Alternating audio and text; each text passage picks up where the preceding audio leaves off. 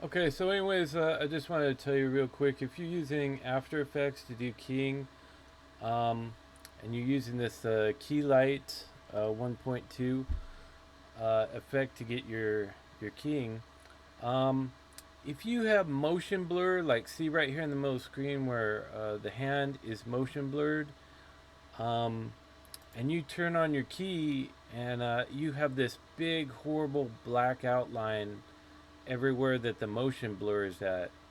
What you want to do is go into this little thing on here that says screen mat, where it opens up all these tools, which are really really good tools to use, but be very careful about clip black and clip white, because if you put those to 0,